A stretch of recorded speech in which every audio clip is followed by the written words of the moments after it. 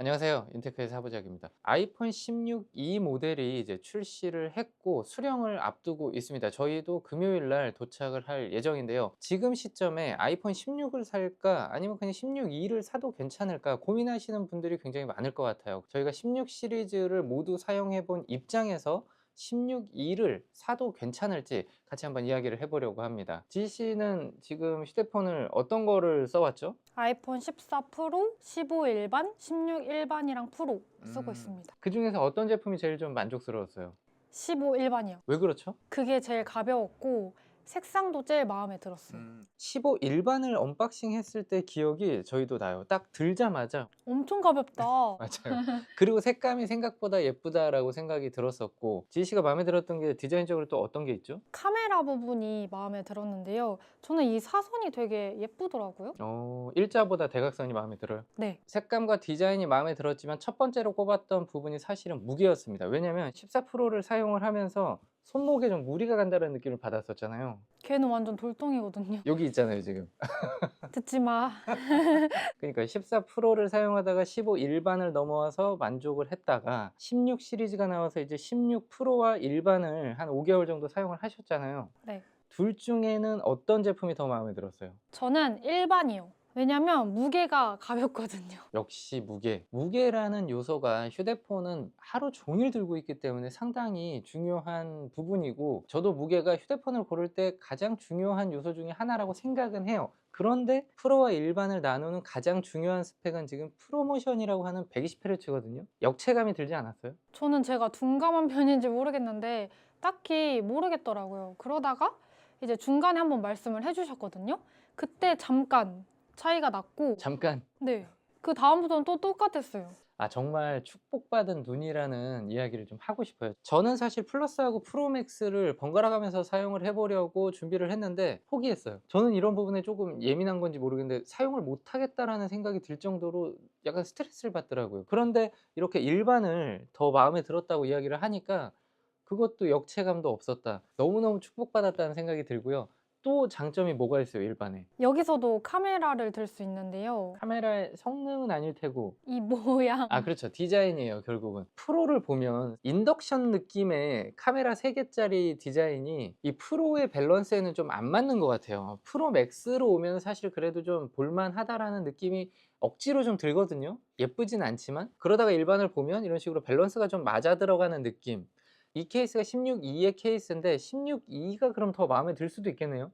전 사실 기다리고 있습니다. 기다리고 있어요? 메인으로 쓸 마음도 있어요? 네, 완전. 그래요? 네.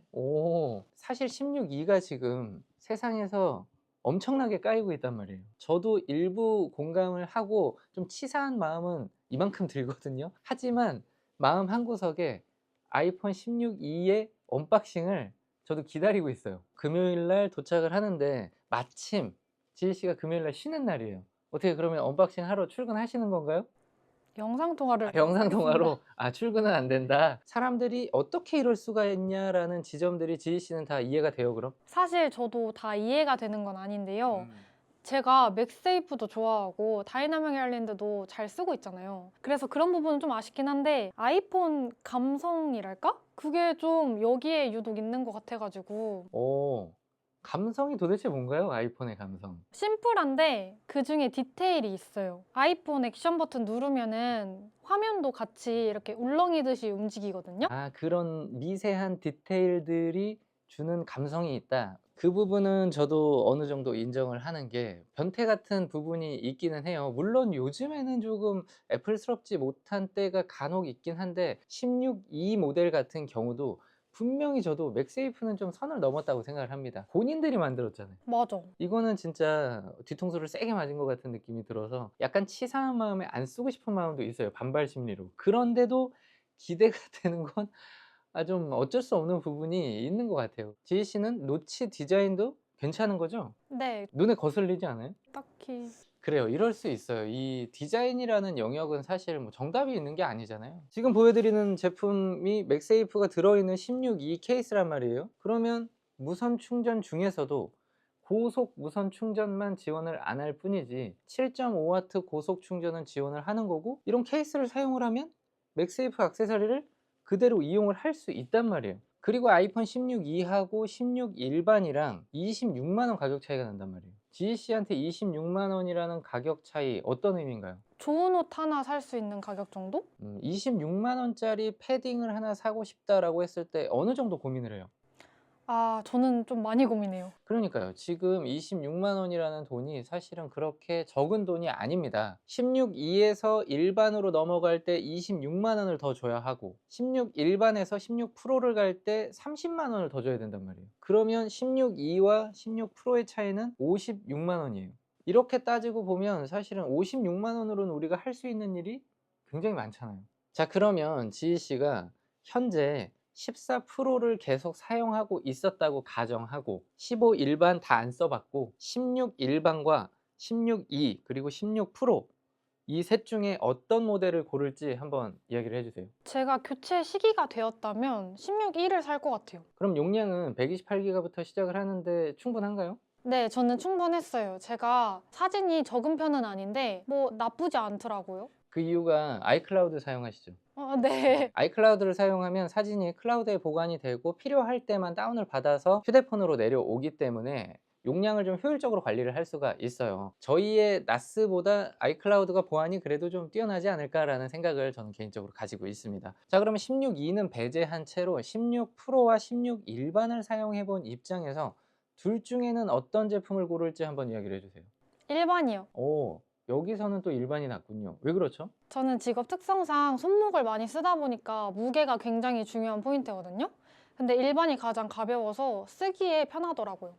16E까지 있었을 때는 16E가 가장 가볍고 심플한 폰이기 때문에 골랐는데 16E를 배제한 채 보면 일반이 프로보다는 더 사용성이 맞았다. 네. 여기에서도 프로모션은 관계가 없고 또 하나 사실은 프로와 일반의 넘사벽의 기능은 카메라 성능이란 말이에요. 저는 일반적으로 카페 가서 음식 사진 찍거나 아니면 하늘 찍고 이런 거밖에 없거든요. 그래서 크게 불편함을 느끼진 못했어요. 그러네요. 그 정도에서는 사실 고성능의 카메라가 별로 필요가 없는 거예요. 저도 사실은 카메라를 직접 찍는 경험이 많지 않다 보니까 성능이 좋아졌다고 하는데 그 극한 상황으로 제가 내몰기가 어렵더라고요. 휴대폰 카메라라는 영역이 상향 평준화가 된 것 같아요. 이제 더 좋아져도 사람이 일상생활을 할 때에는 변화를 느끼기가 좀 어려운 거죠. 그러다 보니 저도 개인적으로 16 일반 모델의 밸런스가 일상생활을 하는 데는 가장 좀 좋지 않나라는 생각이 들어요. 그리고 가격 차이도 무시할 수가 없었는데 제가 처음에 아이폰을 살 때는 그냥 핸드폰들 가격이 다 그런 줄 알고 비싼 줄 몰랐어요. 근데 경험이 쌓이다 보니까 꼭 프로가 아니어도 괜찮다는 생각이 들더라고요. 그래요. 이게 사실은 되게 중요한 지점인데요. 우리나라의 소비자들이 무조건 프리미엄 폰을 선호하는 경향이 있는데 사실은 일반을 썼을 때, 플러스를 썼을 때 내가 굉장히 불편하지 않을까라는 생각에 두려움이 좀 있는 것 같아요. 사용을 해보면 생각보다 그 차이를 못 느끼는 분들도 꽤 있습니다. 정리해 보겠습니다. 16E를 구매하려고 고민하시는 분들은 가장 먼저 내가 고속 무선 충전을 쓰는지 한번 패턴을 점검해 보세요. 안 쓴다면 사실은 맥세이프는 케이스를 사용해서 액세서리를 이용할 수 있기 때문에 남들이 뭐라 하든 사실은 고려할 문제가 아닐 수도 있고요. 만약에 프로나 프로맥스를 사용하시던 분들이 16E를 고민한다고 하면 매장에 가서 꼭 프로모션 기능의 역체감을 체험해 보셔야 돼요. 내가 눈이 축복받은 눈인지 아니면 이 너무 예민해서 안 되는 눈인지 체크를 꼭 해보셔야 됩니다. 그 두 가지를 넘어갈 수 있다고 하면 마지막 노치 디자인도 괜찮은지 다시 한번 생각을 해보세요. 이렇게 세 가지를 넘어갈 수 있다고 하면 저는 그분에게는 아이폰 16E가 오히려 잘 맞고 경제적인 폰이 될 수도 있다. 물론 저는 아이폰 16E를 찬양하는 사람은 아니에요. 굉장히 치사하고 좀 화가 납니다. 아직도 찝찝해요. 소비자 입장에서 또 생각을 해봐야 하니까 이런 의견을 드리는 거고요. 16 시리즈에서 추천하는 16 일반 모델에 대한 장점 지희 씨가 마무리하면서 영상 마치도록 하겠습니다. 일단 무게가 굉장히 가볍고요. 인덕션이 아닌 카메라 디자인과 예쁜 색감을 가지고 있습니다. 그리고 무엇보다도 프로 대비 30만 원 저렴한 가격을 가지고 있죠. 분명히 고려할 만한 요소인 것 같아요. 그리고 젊은 층으로 갈수록 사실은 가격에 대한 부분을 조금 더 크게 체감할 수밖에 없기 때문에 16E, 그 다음 16 일반 이런 식으로 검토를 해가시는 게 저는 맞지 않나라는 생각이 들고요. 본인에게 꼭 프로나 프로맥스가 필요하다라고 판단할 때 선택을 해서 구매를 하셔야 제대로 또 활용을 할 수 있기 때문에 무지성으로 비싼 제품을 구매하시지 말고 차분하게 하나씩 따져보면서 합리적인 소비를 해가시기 바랍니다. 저희는 16기 언박싱과 케이스 리뷰로 함께 돌아오도록 하겠습니다. 또 봐요. 그러면 16 일반에 120Hz 프로모션 들어가면 이걸로 쓰실 거예요? 16 일반에 프로모션 들어온다? 저는 일반 모델 무조건 삽니다. 애플이 이걸 알고 있는 거죠. 죽을 때까지, 아마 애플이 문을 닫을 때까지 끝나누기의 카드로 쓸 겁니다.